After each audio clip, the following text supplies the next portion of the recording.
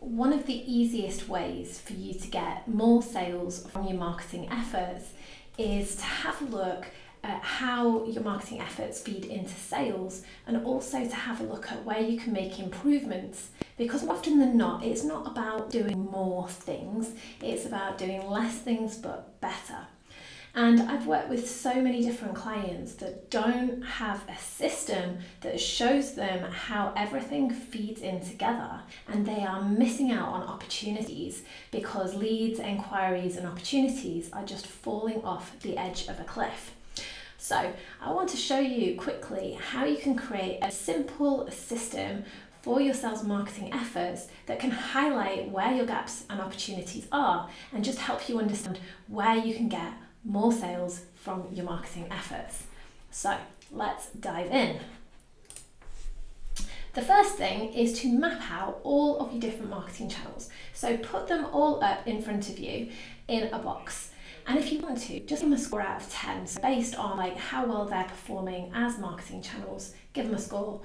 Are they performing 1 out of 10, 5 out of 10, 8 out of 10? Because this way you can really understand what are your highest performing marketing channels and what aren't. But be careful with this process, because if you have a look too much into the data, especially in a B2B context, you could be relying on only the data, when in fact in a B2B context, sometimes it's not a case of just one marketing channel contributing to that sale, it's a case of other marketing channels all working together to contribute to that sale. But that's a subject for another video. So in this case, map out all of your different marketing channels and then look at how are you generating leads and inquiries from those channels as well. So how are you doing that? Are you doing that through a website sign-up form? Are you doing that because you're asking people to send you an email? Are you doing that to get people to ring you? How are you converting all of that curiosity, all of that awareness into action?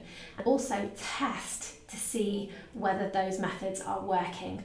You wouldn't believe how many times I've done marketing reviews for clients where I have tested their website inquiry form and it's not worked. So regularly test these things, because again, you could be losing out on leads and opportunities because things just don't work. Okay, next thing, once you have that lead or that inquiry, what do you do with it next? What is that sales process that you're looking for? And map it out step by step. So what's that first step that you do, whether or not it's a call, whether it's a meeting, and how well do those perform?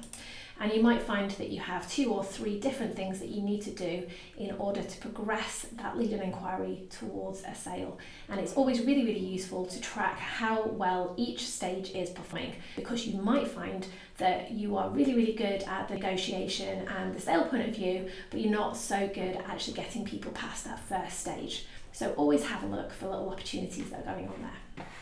Once you've done that, then have a look at how, we're going backwards, not forwards, then have a look at what you need to do in order to get a new customer. So again, have a look at the proposals that you're sending out. Are you converting more than 50% of the proposals that you're sending out?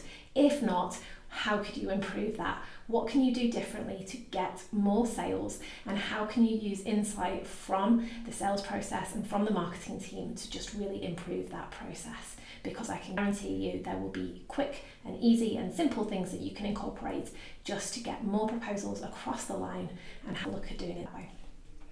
Okay, so that is just a really, really simple marketing to sales system. But also, what happens to all of those leads and inquiries that are not yet ready to buy? You want to have a system to nurture them, whether or not it's a email follow-up, so a monthly email newsletter, a weekly email newsletter. You might find that you do a lot of your follow-up through content on LinkedIn, but it's important to just write down, how do you follow up with existing leads and opportunities? How do you nurture that curiosity until those prospects are ready to buy? And again, have a look at how well those channels are performing. And again, it doesn't stop there, because you might find that you're progressing people through that sales process, but then they drop off at point 3 or point 4. And again, do you have that process so that you leave no end open, and that sales that are not ready to progress then go into that nurture system? It is amazing how many opportunities you can uncover when you just follow this simple process. Okay. It again doesn't stop there. you want to have a look at what do you do with your clients once you have already got them. And again, if you add your existing customers into your nurture process, or even have a separate nurture process if you have the resource, keep in touch with your existing customers so that you can tell them what other products and services that you offer, and also how else you can help them, because you want to keep them engaged and you want to keep them coming back for more. And you also want to keep turning your customers into referral partners, into people that will refer and recommend you, and they're only going to do that if they're front of mind and you are constantly keeping in touch with them. I don't really like the word marketing. I prefer the word keep in touch and generate curiosity. And sometimes that little reframe can make all of the difference. So by adding in all of the different steps and making sure that you have a process to get people from one end to another, it just means that you are leaving no end open and that you are creating a system that self-sustains. Because in sales, no doesn't always mean no. It more often than not means no, not right now. So having that nurture process and also making sure that every single end point feeds into another. That this can be really, really useful. Okay, future tip as well. If you want to get really clever and you do have the resource as well, what you can do is you can start offering something for free. And this is for prospects that are, again, at the very start of their journey. They're not yet ready to buy, but you want to capture their interest, capture their curiosity, and keep that curiosity alive.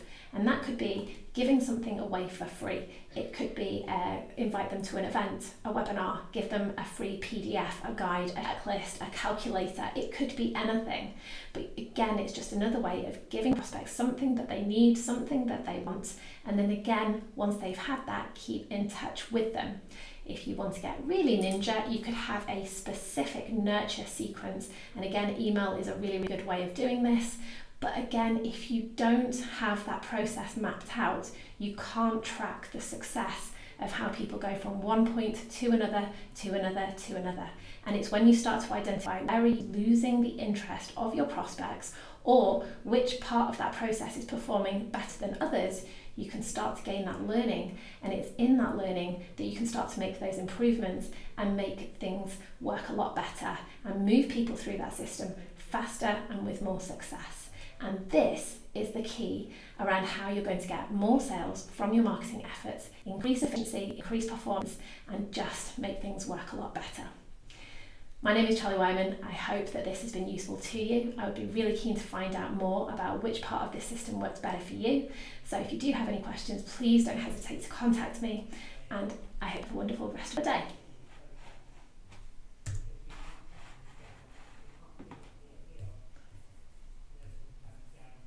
Whilst I remember and realise how to use this software.